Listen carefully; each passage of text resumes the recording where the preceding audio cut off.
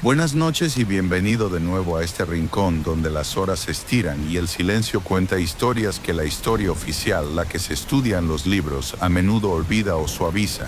Baja la luz, busca una manta y déjate arrullar por el crepitar del fuego.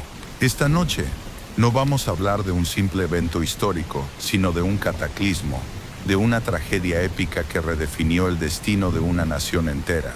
Esta es la historia de cómo el comercio de opio no solo desestabilizó, sino que sistemáticamente destruyó lo que en su momento era el imperio más grande y poderoso del mundo, el imperio chino de la dinastía Qing. Olvida las imágenes románticas de exóticas sedas y antigua sabiduría. Esta es una historia de manipulación económica brutal, de arrogancia cultural, de una codicia desenfrenada y de la devastación humana más profunda a una escala sin precedentes. Es una tragedia silenciosa, un colapso que se desarrolló a lo largo de décadas, dejando un legado de humillación, guerra civil y, en última instancia, la implosión total de un sistema imperial que había perdurado por más de 2000 años. Así que atenúa las luces y desenredemos los hilos amargos e intoxicantes del comercio de opio y su inquebrantable destrucción de un imperio orgulloso. A finales del siglo XVIII, el imperio chino de la dinastía Qing se erguía como la superpotencia indiscutible del mundo. Era una tierra de una riqueza deslumbrante, de una cultura avanzada y con una población que empequeñecía a toda Europa combinada. Bajo el gobierno de emperadores como Kangxi, Yongzheng y Qianlong, China disfrutó de un periodo de prosperidad y estabilidad sin igual. Su sofisticada burocracia, su avanzada agricultura y su impresionante producción de seda, porcelana y té hacían del imperio un faro de civilización. El emperador Qianlong, reinando en la cúspide del poder, se consideraba a sí mismo el hijo del cielo, el mediador entre el universo y la humanidad. Su imperio no necesitaba nada del mundo exterior, o al menos eso era lo que creían. Su orgullo era inmenso y su política era de aislamiento. Se cerraron las puertas a los extranjeros, con la excepción de un único puerto, Cantón o Guangzhou, y bajo estrictas regulaciones. El comercio era un privilegio, no un derecho, y los comerciantes extranjeros debían adherirse a reglas humillantes. Solo podían residir en un área designada, y solo podían tratar con un grupo selecto de comerciantes chinos. Los británicos en particular estaban frustrados. Consumían vastas cantidades de té chino, pero no tenían nada que los chinos quisieran a cambio. Los británicos exportaban lana, relojes y otros productos, pero los chinos no estaban interesados. El resultado fue un gigantesco déficit comercial para Gran Bretaña. El oro y la plata fluían fuera de las arcas británicas y hacia China, como una marea incontrolable. Los británicos se estaban desangrando financieramente y la situación era insostenible. Tenían que encontrar una solución, un producto que los chinos quisieran comprar, algo que revirtiera el flujo de riqueza. Y lo encontraron en la forma de una flor delicada y mortal, la amapola. La respuesta británica a este dilema comercial no fue la negociación, sino la subversión. La Compañía Británica de las Indias Orientales, que controlaba gran parte del subcontinente indio, había descubierto una mina de oro en las fértiles tierras de la India. Allí las amapolas prosperaban. El opio, el látex que se extrae de estas amapolas, ya era conocido en China por sus propiedades medicinales, pero su uso recreativo era limitado. La Compañía de las Indias Orientales, con una audacia y una falta de escrúpulos asombrosas, comenzó a producirlo a gran escala. Este no era un comercio legal, el opio era una droga, y su venta era ilegal en China desde cientos, pero la compañía ignoró la ley china, trabajando a través de una red de contrabandistas, criminales y funcionarios chinos corruptos. El opio, en su forma de ladrillos oscuros y pegajosos, era un producto perfecto para el contrabando. Era pequeño, fácil de transportar, y su valor era inmenso. El barco británico, que antes llegaba a Cantón vacío, ahora llegaba lleno de opio. El plan funcionó. El opio, un veneno en el sentido más literal, se convirtió en la moneda de cambio. Millones de chinos, desde los más pobres hasta los más ricos, se volvieron adictos. El flujo de plata se revirtió. Ahora la plata fluía de China hacia Gran Bretaña, en una marea de dinero que era tan vasta como la marea de la adicción que se estaba desatando en el imperio. La Compañía de las Indias Orientales se hizo fabulosamente rica, y el Imperio Británico, un imperio que se enorgullecía de su moralidad, se convirtió en el traficante de drogas más grande del mundo. La marea de la adicción no podía ser ignorada para siempre. El emperador, los mandarines y los funcionarios de la corte se dieron cuenta de la terrible plaga que se estaba extendiendo por su imperio. Las calles de las ciudades se llenaron de adictos, los fumaderos de opio se multiplicaron, las familias se desintegraron, el caos social y la ruina económica eran evidentes. El emperador Dao Guang, un hombre de profundos valores morales, se horrorizó al ver a su imperio desangrarse. Nombró a un funcionario honesto y valiente, Lin Sexu, para que lidiara con el problema. Lin Sexu, un hombre de inmensa integridad, se embarcó en una misión para erradicar el comercio de opio de una vez por todas. Su lema era simple: el opio es un veneno y el que lo vende es un asesino. Lin Sexu actuó con una velocidad y una determinación asombrosas. En 1839 llegó a Cantón, rodeó el puerto y exigió que los comerciantes británicos entregaran todo su opio. Los británicos, que creían que estaban por encima de la ley china, se negaron. Lin Sexu, en un acto de desafío y de valentía, les cortó el suministro de alimentos y agua. Los comerciantes, sin otra opción, se rindieron. Lin Sexu confiscó 20.000 cofres de opio, un total de 1 billón. En un acto simbólico y espectacular, la droga fue mezclada con sal y cal y arrojada al mar, en una playa de Humen a la vista de todos. Lin Sexu pensó que había ganado, que había restaurado el honor de su emperador y de su imperio. Pero el imperio británico no lo vio así. Lo vieron como un ataque a su propiedad, una violación de sus derechos comerciales y un insulto a su honor. Para Gran Bretaña, el honor era más importante que la moralidad. Y para el Imperio Británico el honor se defendía con la fuerza. La respuesta británica fue rápida y brutal. La clase comercial, que había perdido sus fortunas, y los políticos, que se sentían humillados, exigieron una respuesta militar. El Parlamento británico, en un debate acalorado, votó a favor de la guerra. La razón de la guerra no fue la moralidad, sino el libre comercio. En realidad, era el derecho de Gran Bretaña a vender un veneno a China sin interferencia. La guerra fue una farsa. La poderosa Marina Real Británica era una fuerza de combate moderna, con barcos de vapor y cañones de artillería que podían disparar a una velocidad y a una distancia que la Marina china no podía igualar. Los barcos de guerra chinos, con sus velas de madera y sus cañones anticuados, eran como botes de papel frente a los monstruos de acero británicos. La guerra fue una masacre. Los barcos británicos bombardearon los puertos chinos, las ciudades, los pueblos. Los soldados británicos, armados con rifles modernos, masacraron a los soldados chinos, que solo tenían espadas y lanzas. La guerra terminó en 1842 con el Tratado de Nankín, un acuerdo humillante que fue un golpe devastador para la dignidad de China. El tratado obligó a China a abrir 5 nuevos puertos al comercio británico, a pagar una enorme indemnización por el opio destruido y a ceder la isla de Hong Kong a Gran Bretaña. El Tratado de Nankín no fue el fin, sino el comienzo de una era de humillación, de la que China tardaría más de un siglo en recuperarse. El Tratado de Nankín fue el primero de los llamados tratados desiguales. Después de la guerra, otros países occidentales, como Francia y Estados Unidos, exigieron tratados similares. China, debilitada, no podía resistir. Se vio obligada a abrir sus fronteras, a ceder más territorios, a permitir que los misioneros entraran libremente. La dignidad del emperador se vio pisoteada.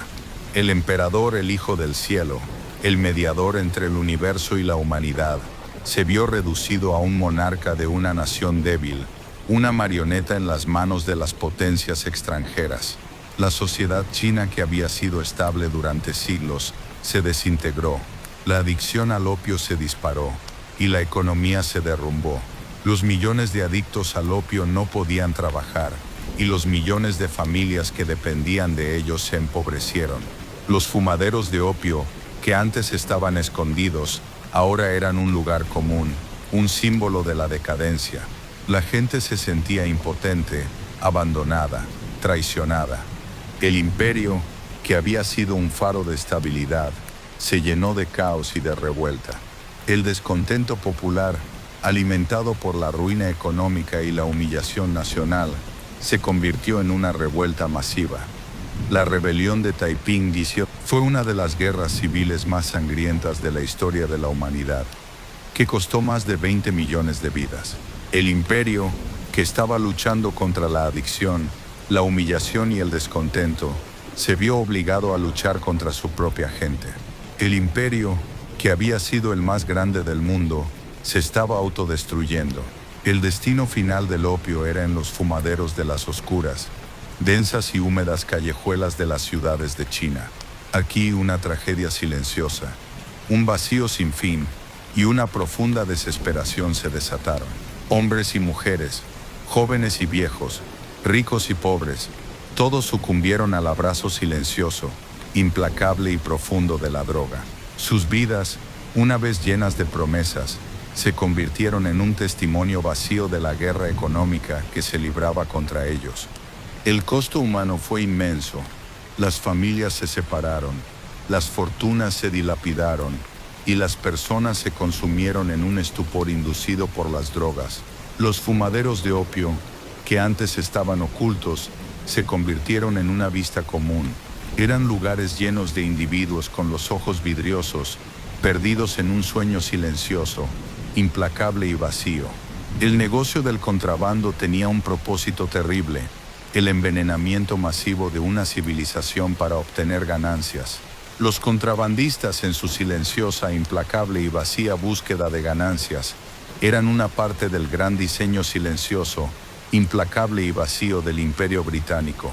Eran una fuerza silenciosa, implacable y vacía del crimen organizado, y su negocio era una forma de guerra silenciosa, implacable y vacía.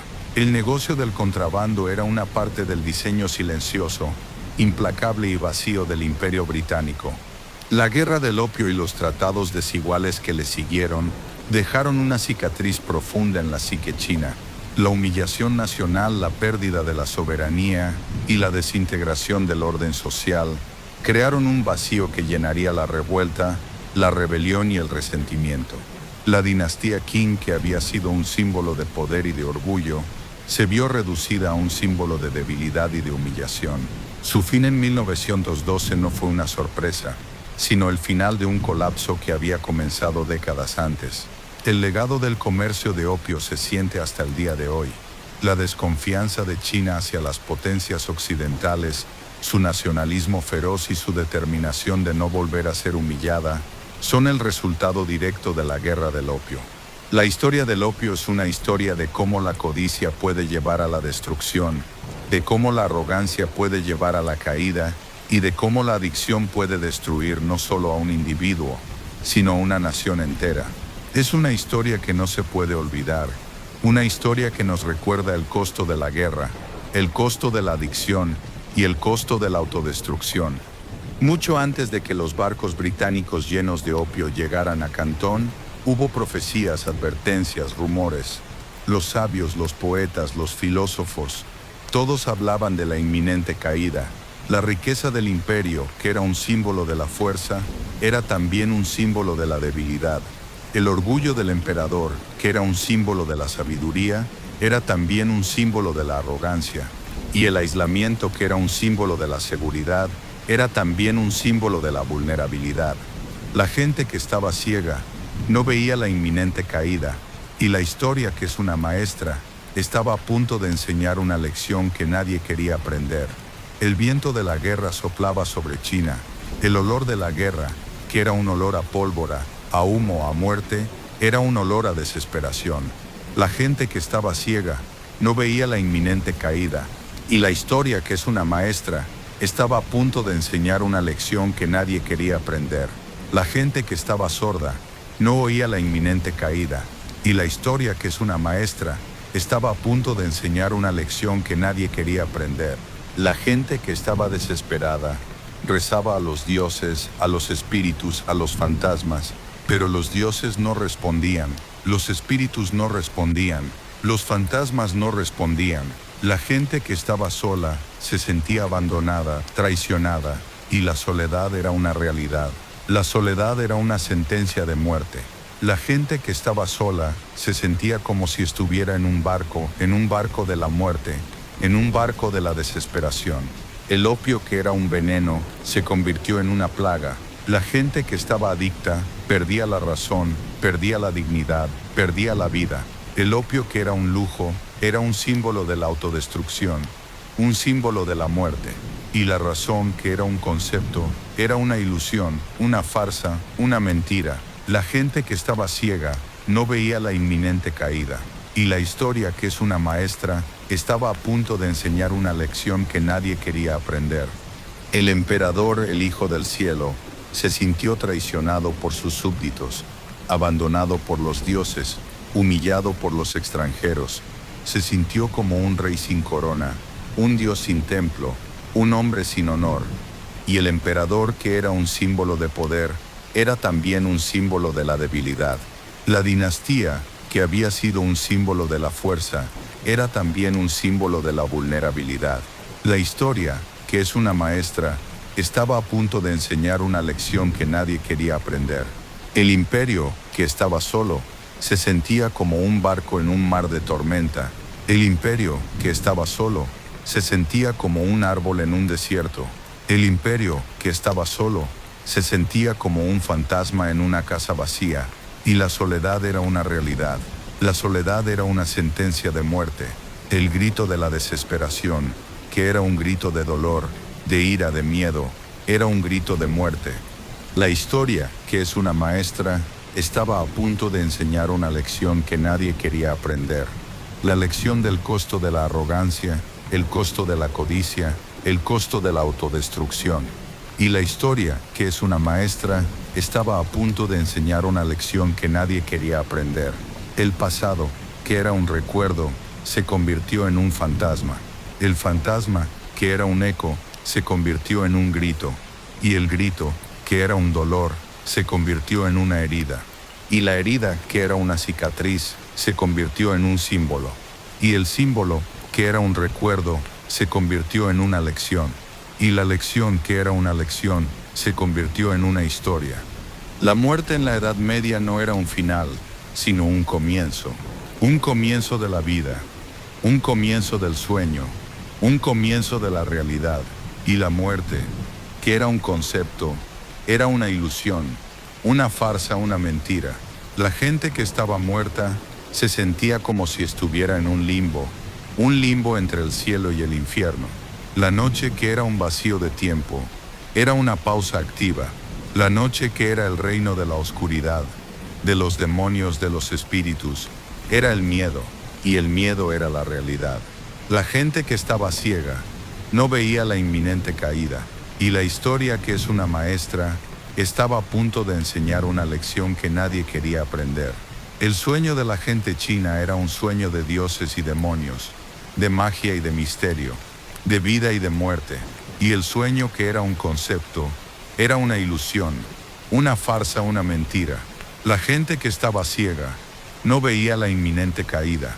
Y la historia, que es una maestra, estaba a punto de enseñar una lección que nadie quería aprender. La locura en China no era solo una enfermedad, sino también una posesión. Se creía que los locos estaban poseídos por los demonios, por los espíritus, por los fantasmas. Y la gente que se drogaba se sentía como si estuviera en un limbo entre el cielo y el infierno. Era la locura de la desesperación, la locura de la soledad, la locura de la muerte. El lenguaje de la magia en China no era solo una forma de comunicación, sino también una forma de control. Los cantos, los rituales, las oraciones se usaban para controlar el futuro, para controlar el destino, para controlar la vida. Y la gente que se drogaba se sentía como si estuviera en un limbo entre el cielo y el infierno. Era la magia de la desesperación, la magia de la soledad, la magia de la muerte. La historia del diablo en China no era solo una historia de miedo, sino también una historia de tentación. Se creía que el diablo, que era un maestro de la mentira, usaba las drogas para tentar a la gente, para llevarla al infierno. Y la gente que se drogaba se sentía como si estuviera en un limbo entre el cielo y el infierno. Era el diablo de la desesperación, el diablo de la soledad, el diablo de la muerte. La intoxicación en China era un acto de olvido. Era un lugar donde la gente se podía olvidar de su vida, de sus problemas, de sus miedos. Era un lugar de escape, de libertad, de resistencia. Pero la intoxicación también era un lugar de soledad. La gente que se drogaba se sentía sola, vacía, rota. Y la soledad era una realidad. La soledad era una sentencia de muerte. La gente se sentía como si estuviera en un barco de la muerte, en un barco de la desesperación. El mar, que era un símbolo de la libertad, era un símbolo de la esclavitud, un símbolo de la muerte. Y la gente que se sentía sola, se sentía como si estuviera en un barco de la desesperación. El alcoholismo en China era un problema. La gente que se emborrachaba perdía la razón, perdía la dignidad, perdía la vida. El alcohol, que era un lujo, era un símbolo de la autodestrucción, un símbolo de la muerte. Y la razón, que era un concepto, era una ilusión, una farsa, una mentira. Los duelos que se celebraban en China eran un espectáculo público. Los hombres que se mataban, se torturaban, se crucificaban, sin una sola pregunta. La muerte en China era un espectáculo, un acto de violencia, un acto de autodestrucción. Y la dignidad, que era un concepto, era una ilusión, una farsa, una mentira. La intoxicación en China no era solo un lugar de oscuridad, era también un lugar de luz. Era un lugar de amistad, de camaradería, de esperanza. La gente que se sentía sola, se sentía en casa. La gente que se sentía vacía, se sentía llena. La gente que se sentía rota, se sentía completa. Llega al final de la noche. El ruido, que era un caos, se convierte en un silencio. El silencio, que era un amigo, se convierte en un enemigo. La gente que estaba borracha se siente sola, vacía, rota. Y la soledad era una realidad. La intoxicación en China, con toda su suciedad, con todo su peligro, era un lugar de olvido. Era un lugar donde la gente se podía olvidar de su vida, de sus problemas, de sus miedos. Era un lugar de escape, de libertad, de resistencia. Pero la intoxicación también era un lugar de soledad. La vida en China era una lucha por la supervivencia. Era un lugar de suciedad, de enfermedades, de plagas. Era un lugar de peligro, de violencia, de autodestrucción. Pero la vida en China también era un lugar de esperanza, de amistad, de camaradería. Era un lugar de vida. Y la vida en China era una lucha por la supervivencia. El final de la noche en China no era el comienzo de un nuevo día, sino el comienzo de un nuevo miedo. La gente que se despertaba se sentía sola, vacía, rota. La gente que se despertaba se sentía como si estuviera en un limbo entre el cielo y el infierno. Y el miedo era una realidad. El miedo era una sentencia de muerte. El conocimiento de las hierbas y las pociones a menudo residía en las manos de las mujeres. La partera, la curandera, la herbolaria del pueblo eran las guardianas de un saber ancestral. Ellas conocían las propiedades de cada planta, sabían qué hierba podía calmar una fiebre y cuál podía provocar un aborto. Este conocimiento, sin embargo, las hacía vulnerables a la sospecha de hechicería. Una mujer que usaba el cornezuelo de centeno para acelerar el parto podía ser acusada de brujería. Una mujer que preparaba una poción de belladona para un marido abusivo podía ser acusada de asesinato. La intoxicación en las manos de una mujer era un arma, un poder, un peligro. Era el conocimiento de la desesperación, el poder de la supervivencia, el peligro de la muerte. El tipo de viaje que experimentabas en China dependía en gran medida de tu clase social. Un noble podía permitirse importar especias y hierbas exóticas, como el opio de Oriente, para calmar sus nervios o inducir un sueño placentero. Tenían acceso a destilados más refinados, como el aguardiente, que los monjes habían perfeccionado. Un campesino, en cambio, se drogaba con lo que podía encontrar en la naturaleza. Se conformaba con el cornezuelo de centeno contaminado en su pan, con las setas silvestres que crecían en los bosques o con las hierbas que crecían en los campos.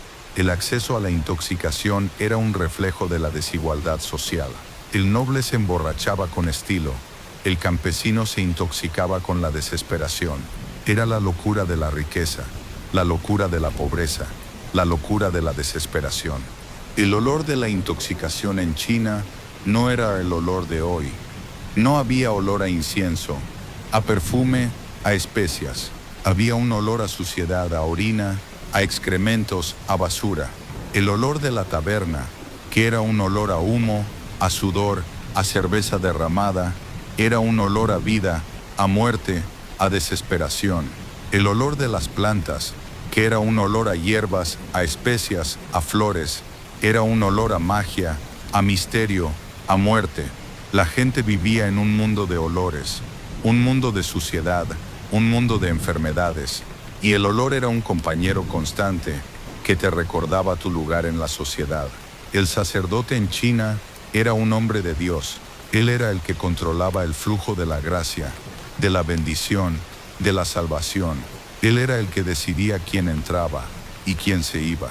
Él era el que resolvía los problemas, el que daba las noticias, el que contaba las historias. El sacerdote era el corazón de la sociedad, un hombre de poder, de control, de tiranía. El loco, el hombre que se drogaba, era un esclavo, un peón, un número. Y la vida de un loco es una lucha por la supervivencia. El vino en China no era solo una bebida, era un elixir. Se creía que el vino, que era un regalo de Dios, podía curar todas las enfermedades, podía rejuvenecer el cuerpo, podía prolongar la vida. Pero el vino también era un veneno, un símbolo de la autodestrucción, un símbolo de la muerte. La gente que se emborrachaba perdía la razón, perdía la dignidad, perdía la vida. Y el vino, que era un concepto, era una ilusión, una farsa, una mentira. Los monjes en China no eran solo hombres de Dios, sino también hombres de ciencia. En los monasterios los monjes cultivaban hierbas, plantas, flores. Usaban el conocimiento de las plantas para curar a los enfermos, para calmar a los locos, para dormir a los que no podían dormir. Pero los monjes también usaban las drogas para lograr la visión de Dios, para comunicarse con los santos, para entender los misterios del universo. La ciencia y la religión, que hoy son conceptos separados, en China eran una sola cosa. La sobredosis en China no era un accidente, era un acto de valentía, un acto de fe, un acto de suicidio. La gente que se drogaba se sentía como si estuviera en un limbo entre el cielo y el infierno. La gente que se drogaba se sentía como si estuviera en un barco de la muerte, en un barco de la desesperación. Y la sobredosis era una sentencia de muerte. Era el fin del viaje, el fin del sufrimiento, el fin de la vida. La locura en China no era solo una enfermedad, sino también una posesión. Se creía que los locos estaban poseídos por los demonios, por los espíritus, por los fantasmas, y la gente que se drogaba se sentía como si estuviera en un limbo entre el cielo y el infierno. Era la locura de la desesperación, la locura de la soledad, la locura de la muerte. La brujería en China no era solo una leyenda, sino una realidad. Las brujas que se drogaban se sentían como si estuviera en un limbo entre el cielo y el infierno. Las brujas que se drogaban se sentían como si estuvieran en un barco de la muerte, en un barco de la desesperación. Y la brujería era una sentencia de muerte. Era el miedo de la desesperación, el miedo de la soledad, el miedo de la muerte. La historia del diablo en China no era solo una historia de miedo, sino también una historia de tentación. Se creía que el diablo, que era un maestro de la mentira, usaba las drogas para tentar a la gente, para llevarla al infierno. Y la gente que se drogaba se sentía como si estuviera en un limbo entre el cielo y el infierno. Era el diablo de la desesperación, el diablo de la soledad, el diablo de la muerte. La intoxicación en China era un acto de olvido. Era un lugar donde la gente se podía olvidar de su vida, de sus problemas, de sus miedos. Era un lugar de escape, de libertad, de resistencia, pero la intoxicación también era un lugar de soledad. La gente que se drogaba se sentía sola, vacía, rota, y la soledad era una realidad. La soledad era una sentencia de muerte.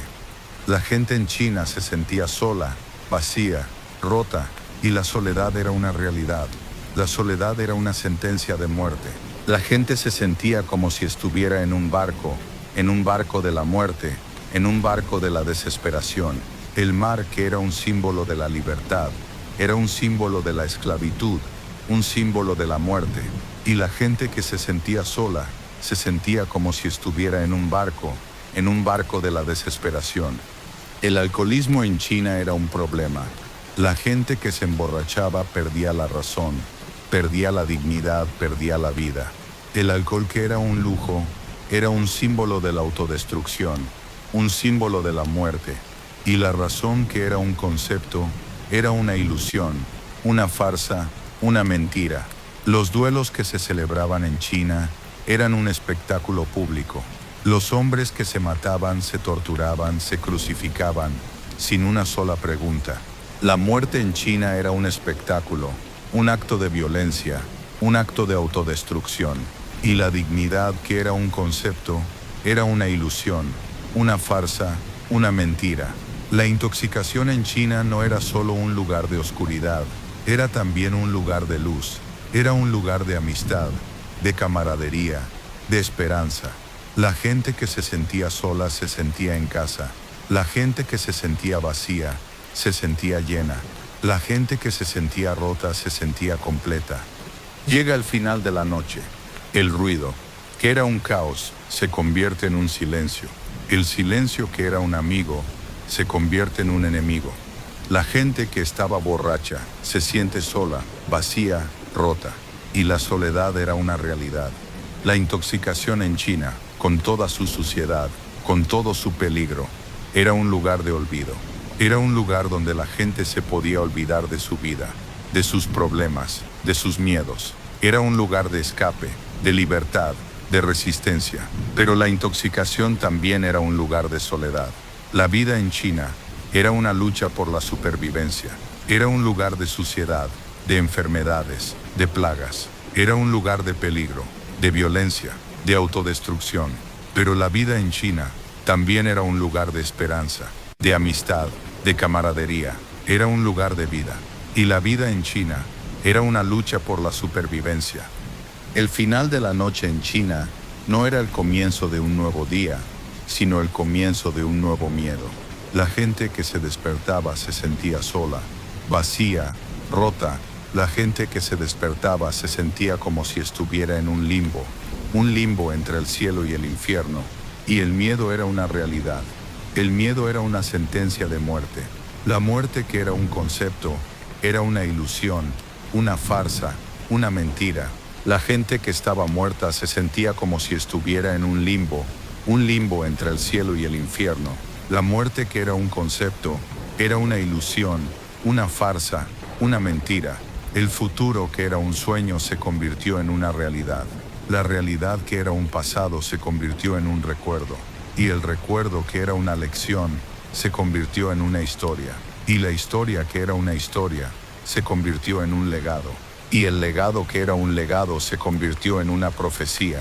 Y la profecía, que era una profecía, se convirtió en un futuro. Buenas noches, y bienvenido de nuevo a este rincón donde las horas se estiran, y el silencio cuenta historias que la historia oficial, la que se estudia en los libros, a menudo olvida.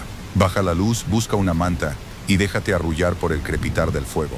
Esta noche, vamos a explorar un rincón particularmente neblinoso y extraño de la historia medieval, el mundo de la intoxicación y las sustancias psicoactivas. No hablamos de un simple vaso de vino, sino de un viaje a los estados alterados de la conciencia, un fenómeno que, si bien es tan antiguo como la humanidad, en la Edad Media adquirió matices extraños, oscuros y a menudo mortales.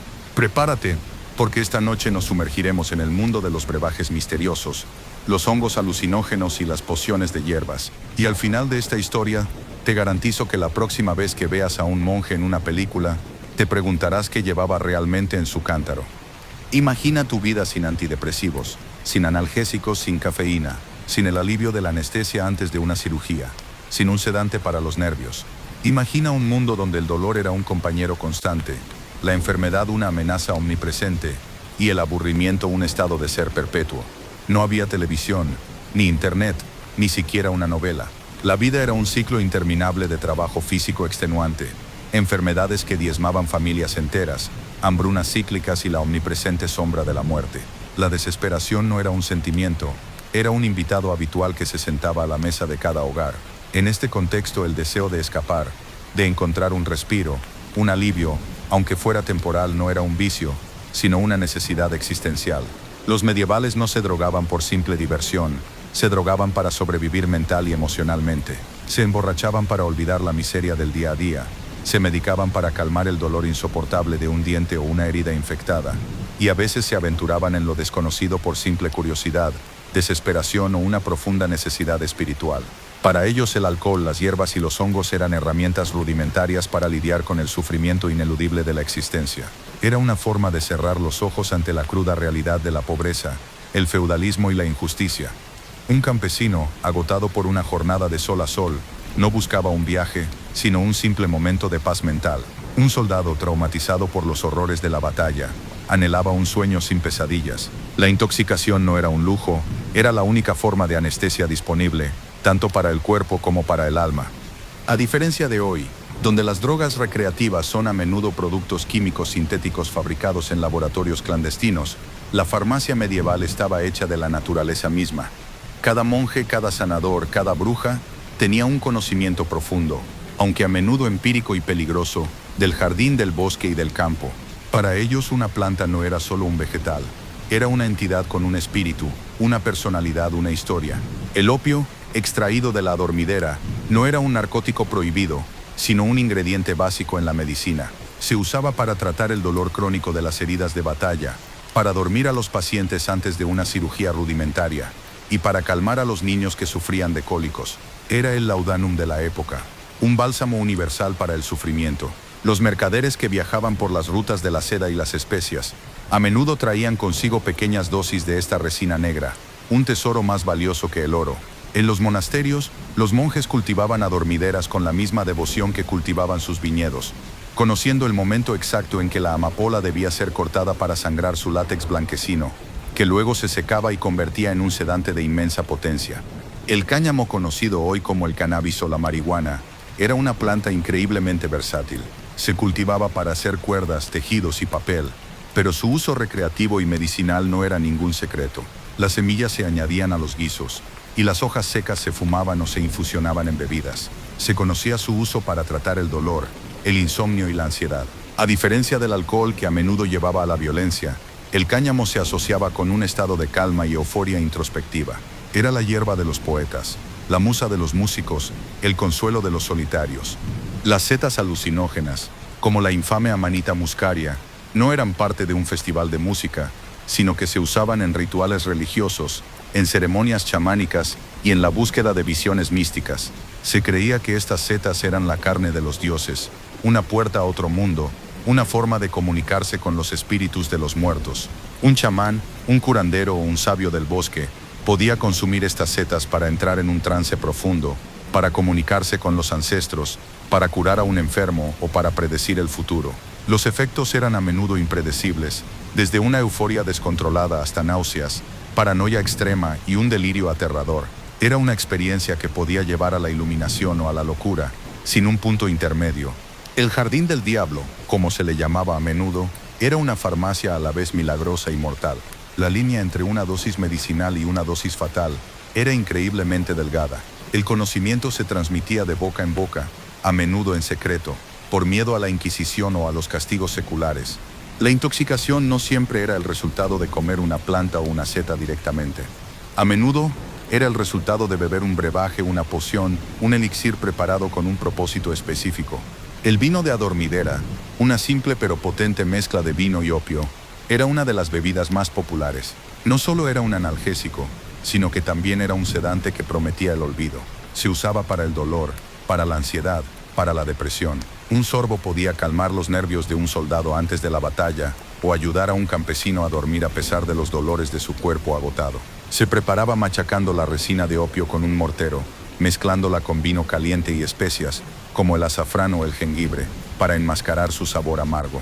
A menudo un tabernero guardaba este vino en un recipiente especial, solo para sus clientes más desesperados o para aquellos que tenían el dinero para pagar por una noche de paz. El vino de cáñamo, que se preparaba infusionando hachís o resina de cannabis en vino caliente, era una bebida de fiesta.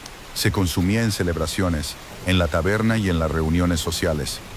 Era una forma de socializar, de reír, de bailar, a diferencia de la embriaguez alcohólica, que podía llevar a la violencia y al desorden. El vino de cáñamo se asociaba más con un estado de calma y euforia introspectiva. Era la bebida de los poetas, la musa de los músicos, el consuelo de los solitarios. Se cree que muchos de los cuentos de hadas, las leyendas de los caballeros y los mitos de los dioses, se crearon en las mentes de los que estaban bajo la influencia del vino de cáñamo. Pero el brebaje más temido y más poderoso era el elixir de las brujas, una mezcla de plantas venenosas y psicoactivas como la belladona, el beleño y la mandrágora. A diferencia del vino de cáñamo, esta no era una bebida para la diversión.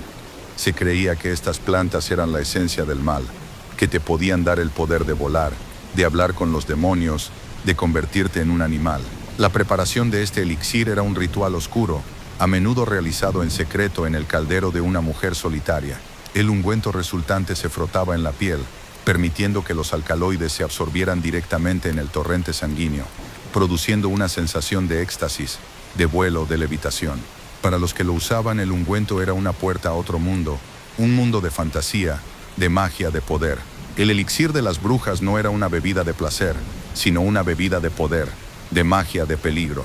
Era la pócima de la herejía, el veneno de la traición, el elixir de la muerte. Pero el conocimiento de las plantas venenosas no siempre se usaba para el bien.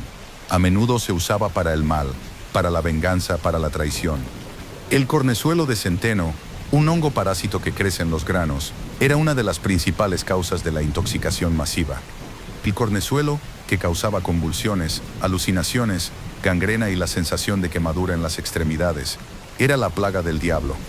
Era el fuego de San Antonio, una enfermedad que diezmaba comunidades enteras. Los enfermos sufrían de un dolor agonizante, sus miembros se ponían negros y se caían, y sus mentes se llenaban de pesadillas y delirios. El cornezuelo no era un veneno de un brujo, sino un veneno del pan, un veneno de la vida, una plaga invisible que se extendía por toda Europa. La belladona, una planta que causaba delirio, alucinaciones y la muerte, era una de las principales armas de los asesinos. Una simple dosis podía causar la parálisis, el coma, la muerte. La belladona era el veneno de la traición, el veneno del miedo, el veneno de la muerte. Era la poción de la reina malvada, el arma de los Borgia, el veneno de los asesinos. Y el estramonio, una planta que causaba una locura temporal, era un arma de los ladrones, una forma de robar a las personas. La naturaleza, que era una farmacia, era también un arsenal, un arma de destrucción masiva. Era la farmacia del diablo, el jardín de la muerte, la herencia de la desesperación. La intoxicación no era solo un acto físico, era también un acto social y religioso. En la Edad Media, los estados alterados de la conciencia se veían como un contacto con el mundo espiritual, con el mundo de los demonios, con el mundo de los dioses. Los místicos y los santos usaban el ayuno, la meditación y la privación de sueño para lograr la visión de Dios, para comunicarse con los santos, para entender los misterios del universo. Para ellos el sufrimiento físico era la puerta a la liberación espiritual. Para ellos el estado alterado de la conciencia era un acto de fe, un acto de piedad, un acto de amor. Pero los brujos y las brujas usaban el elixir de las brujas para comunicarse con los demonios, para hacer pactos con el diablo, para hacer el mal. Se creía que el diablo, que era un maestro de la mentira, usaba las drogas para tentar a la gente, para llevarla al infierno. La intoxicación, que era un acto de fe, era también un acto de herejía. La gente que se intoxicaba se sentía como si estuviera en un limbo entre el cielo y el infierno. La iglesia, que era una institución de control, veía la intoxicación como un acto de rebeldía, un acto de insubordinación, un acto de traición. El castigo por la herejía era a menudo la tortura, la hoguera, la muerte. La adicción, que hoy es un problema de salud, en la Edad Media era una sentencia de muerte. El adicto, que era un pecador, un hereje, un demonio, era a menudo abandonado por su familia, por su comunidad, por su sociedad. El adicto, que era un esclavo, un peón, un número, era a menudo torturado, crucificado, quemado vivo. La adicción era un acto de autodestrucción, un acto de suicidio, un acto de muerte. No había programas de rehabilitación, no había terapia, no había apoyo. El adicto estaba solo, abandonado por el mundo, abandonado por Dios. Era una muerte social, una muerte espiritual, una muerte física. Los monasterios y las universidades no estaban exentos del conocimiento de las drogas. Los monjes, que eran los principales custodios del conocimiento, sabían de las propiedades de las plantas, de las hierbas, de las setas. Los monjes usaban las drogas para tratar a los enfermos, para calmar a los locos, para dormir a los que no podían dormir. Pero los monjes también usaban las drogas para lograr la visión de Dios, para comunicarse con los santos, para entender los misterios del universo. La ciencia y la magia, que hoy son conceptos separados, en la Edad Media eran una sola cosa. Un monje, un sanador, un brujo, todos eran lo mismo. La leyenda del vuelo de las brujas, un mito de la Edad Media, no era una simple historia de fantasía. Se creía que las brujas usaban un ungüento, una mezcla de plantas venenosas, para volar en sus escobas. El ungüento, que se absorbía a través de la piel, causaba alucinaciones, delirio y la sensación de volar. El ungüento de las brujas no era una simple historia de fantasía, sino una historia de la realidad, una historia de la ciencia, una historia de la magia. Era el ungüento de la desesperación, el ungüento de la soledad, el ungüento de la muerte. A pesar de todo el peligro, de toda la oscuridad, la intoxicación en la Edad Media era también un acto de esperanza.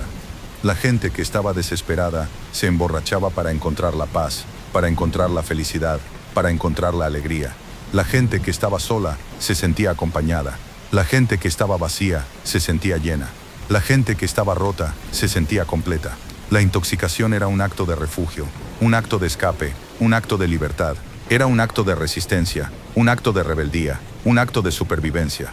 El legado de la intoxicación en la Edad Media es un legado de sombras, un legado de misterios, un legado de magia. La gente que se drogaba se sentía como si estuviera en un limbo entre el cielo y el infierno. La gente que se drogaba se sentía como si estuviera en un barco de la muerte, en un barco de la desesperación. Y la historia de la intoxicación en la Edad Media es una historia de la humanidad, una historia de la vida, una historia de la muerte. La noche en la Edad Media no era un vacío de tiempo, era una pausa activa. Era una pausa activa. Era el reino de la oscuridad, de los demonios, de los espíritus. La noche era el miedo, y el miedo era la realidad. La gente se drogaba para enfrentar el miedo, para dormir, para escapar. Se drogaban para enfrentar la realidad de la noche, para enfrentar la realidad de la vida. Se drogaban para enfrentar la realidad de la muerte. La noche era una batalla, una lucha, una guerra. Y la intoxicación era el arma, la armadura, el escudo. La sobredosis en la Edad Media no era un accidente. Era un acto de valentía, un acto de fe, un acto de suicidio. La gente que se drogaba se sentía como si estuviera en un limbo entre el cielo y el infierno. La gente que se drogaba se sentía como si estuviera en un barco de la muerte, en un barco de la desesperación. Y la sobredosis era una sentencia de muerte. Era el fin del viaje, el fin del sufrimiento, el fin de la vida. Las brujas en la Edad Media no eran solo una leyenda, sino una realidad. Las brujas que se drogaban se sentían como si estuvieran en un limbo entre el cielo y el infierno. Las brujas que se drogaban se sentían como si estuvieran en un barco de la muerte, en un barco de la desesperación, y la brujería era una sentencia de muerte. Era la pócima de la ilusión, el elixir de la fantasía, la bebida de la muerte. El fuego en la Edad Media no era solo una fuente de luz, sino también una fuente de calor, una fuente de vida, una fuente de muerte. El fuego era una forma de protegerse del mal, una forma de protegerse del miedo, una forma de protegerse de la muerte. Y la gente que se drogaba se sentía como si estuviera en un limbo entre el cielo y el infierno. Era un acto de resistencia, un acto de rebeldía, un acto de supervivencia. La locura en la Edad Media no era solo una enfermedad, sino también una posesión. Se creía que los locos estaban poseídos por los demonios, por los espíritus, por los fantasmas. Y la gente que se drogaba se sentía como si estuviera en un limbo entre el cielo y el infierno. Era la locura de la desesperación, la locura de la soledad, la locura de la muerte. El lenguaje de la magia en la Edad Media no era solo una forma de comunicación, sino también una forma de control. Los cantos, los rituales, las oraciones, se usaban para controlar el futuro, para controlar el destino, para controlar la vida. Y la gente que se drogaba se sentía como si estuviera en un limbo entre el cielo y el infierno.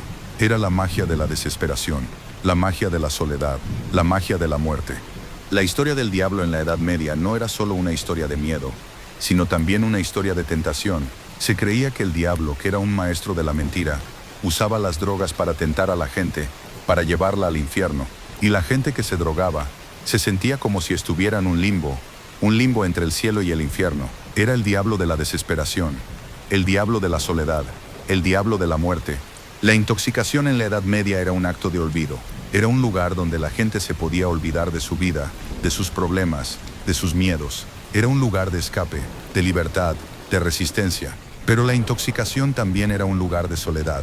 La gente que se drogaba se sentía sola, vacía, rota, y la soledad era una realidad. La soledad era una sentencia de muerte. La gente en la Edad Media se sentía sola, vacía, rota, y la soledad era una realidad. La soledad era una sentencia de muerte. La gente se sentía como si estuviera en un barco de la muerte, en un barco de la desesperación. El mar, que era un símbolo de la libertad, era un símbolo de la esclavitud, un símbolo de la muerte. Y la gente que se sentía sola, se sentía como si estuviera en un barco de la desesperación. El alcoholismo en la Edad Media era un problema.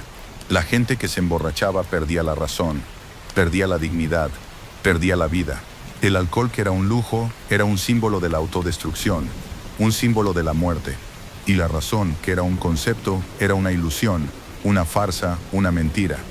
Los duelos que se celebraban en la Edad Media eran un espectáculo público. Los hombres que se mataban, se torturaban, se crucificaban, sin una sola pregunta. La muerte en la Edad Media era un espectáculo, un acto de violencia, un acto de autodestrucción. Y la dignidad, que era un concepto, era una ilusión, una farsa, una mentira. La intoxicación en la Edad Media no era solo un lugar de oscuridad, era también un lugar de luz. Era un lugar de amistad, de camaradería, de esperanza. La gente que se sentía sola, se sentía en casa. La gente que se sentía vacía, se sentía llena. La gente que se sentía rota, se sentía completa. Llega el final de la noche. El ruido, que era un caos, se convierte en un silencio. El silencio, que era un amigo, se convierte en un enemigo. La gente que estaba borracha se siente sola, vacía, rota, y la soledad era una realidad. La intoxicación en la Edad Media, con toda su suciedad, con todo su peligro, era un lugar de olvido. Era un lugar donde la gente se podía olvidar de su vida, de sus problemas, de sus miedos. Era un lugar de escape, de libertad, de resistencia. Pero la intoxicación también era un lugar de soledad. La vida en la Edad Media era una lucha por la supervivencia. Era un lugar de suciedad, de enfermedades, de plagas. Era un lugar de peligro, de violencia, de autodestrucción. Pero la vida en la Edad Media también era un lugar de esperanza, de amistad, de camaradería. Era un lugar de vida. Y la vida en la Edad Media era una lucha por la supervivencia. El conocimiento de las hierbas y las pociones a menudo residía en las manos de las mujeres. La partera, la curandera, la herbolaria del pueblo, eran las guardianas de un saber ancestral. Ellas conocían las propiedades de cada planta, sabían qué hierba podía calmar una fiebre y cuál podía provocar un aborto. Este conocimiento, sin embargo, las hacía vulnerables a la sospecha de hechicería. Una mujer que usaba el cornezuelo de centeno para acelerar el parto podía ser acusada de brujería. Una mujer que preparaba una poción de belladona para un marido abusivo podía ser acusada de asesinato. La intoxicación en las manos de una mujer era un arma, un poder, un peligro. Era el conocimiento de la desesperación, el poder de la supervivencia, el peligro de la muerte. El tipo de viaje que experimentabas en la Edad Media dependía en gran medida de tu clase social. Un noble podía permitirse importar especias y hierbas exóticas, como el opio de Oriente, para calmar sus nervios o inducir un sueño placentero. Tenían acceso a destilados más refinados, como el aguardiente, que los monjes habían perfeccionado. Un campesino, en cambio, se drogaba con lo que podía encontrar en la naturaleza. Se conformaba con el cornezuelo de centeno contaminado en su pan, con las setas silvestres que crecían en los bosques, o con las hierbas que crecían en los campos. El acceso a la intoxicación era un reflejo de la desigualdad social. El noble se emborrachaba con estilo, el campesino se intoxicaba con la desesperación. Era la locura de la riqueza, la locura de la pobreza, la locura de la desesperación. El olor de la intoxicación en la Edad Media no era el olor de hoy. No había olor a incienso, a perfume, a especias. Había un olor a suciedad, a orina, a excrementos, a basura. El olor de la taberna, que era un olor a humo, a sudor, a cerveza derramada, era un olor a vida, a muerte, a desesperación. El olor de las plantas, que era un olor a hierbas, a especias, a flores, era un olor a magia, a misterio, a muerte. La gente vivía en un mundo de olores, un mundo de suciedad, un mundo de enfermedades, y el olor era un compañero constante que te recordaba tu lugar en la sociedad. El sacerdote en la Edad Media era un hombre de Dios. Él era el que controlaba el flujo de la gracia, de la bendición, de la salvación. Él era el que decidía quién entraba y quién se iba.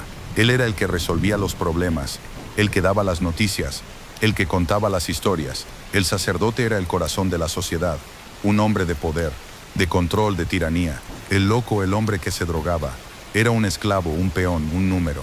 Y la vida de un loco es una lucha por la supervivencia. El vino en la Edad Media no era solo una bebida, era un elixir.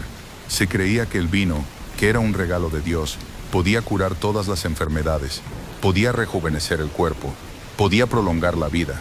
Pero el vino también era un veneno, un símbolo de la autodestrucción, un símbolo de la muerte. La gente que se emborrachaba perdía la razón, perdía la dignidad, perdía la vida. Y el vino, que era un concepto, era una ilusión, una farsa, una mentira. Los monjes en la Edad Media no eran solo hombres de Dios, sino también hombres de ciencia.